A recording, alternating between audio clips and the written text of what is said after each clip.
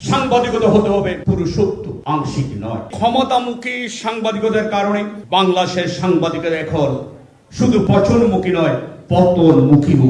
বাংলাদেশে যদি বাস্তবিকত্বে বলি, একটা ক্ষমতামুখী সাংবাদিকতা চলছে।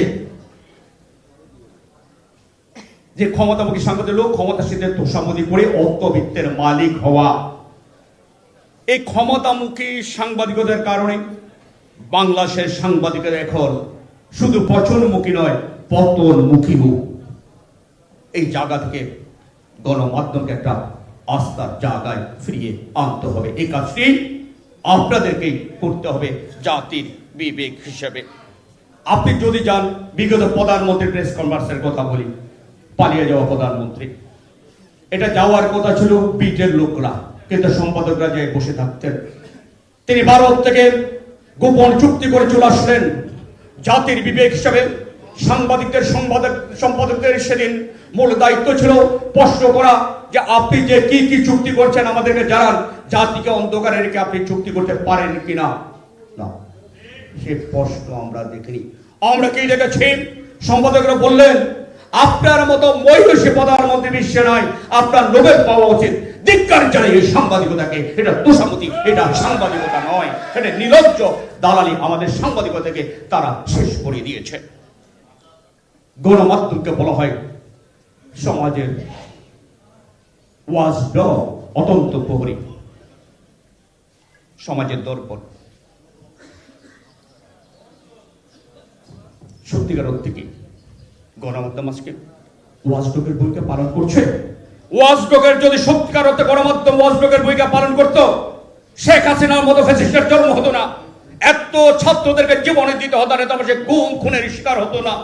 পুলিশ যে লিফলেট দিয়েছে গুম করে খুন করে সেটাই পত্রিকায় ছাপাই গেছে, সেটাই ছাপিয়েছে। যদি প্রকৃত সত্যটা তুলে ধরতো না, তাকে 7 দিন আগে তুলে নিয়েছিল, 20 দিন আগে তুলে নিয়েছে, কয়েকদিন আগে গুলি করে হত্যা করে বলেছে এনকাউন্টারে মারা গিয়েছে।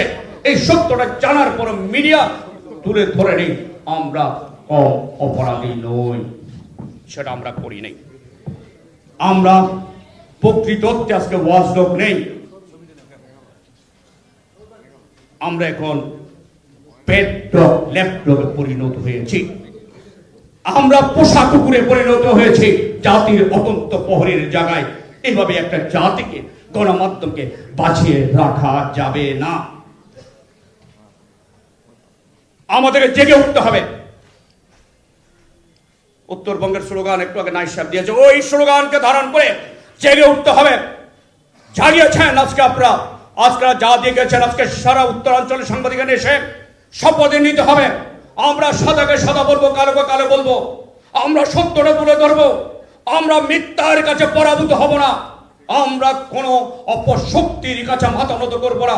বাংলার মাটিতে আর কোনো ফ্যাসিস্ট আসতে পারবে না যদি শপথ আমরা সাংবাদিকরা নেই। বন্ধুরা আমার, অনেক কথা বলেছে, বেশি আর বলবো না। সাংবাদিকতা হতে হবে পুরুষত্ব, আংশিক নয়। 100 ভাগের 1 ভাগ যদি অসত্য থাকে সেটা সাংবাদিকতা নয়। দেশপ্রেম যেমন 100-তে 100 পেতে হয়, সাংবাদিকতা ওই 100-তে 100 সত্যটা লিখতে হয়, বলতে হয়। সেই সাংবাদিকতা আমাদেরকে করতে হবে।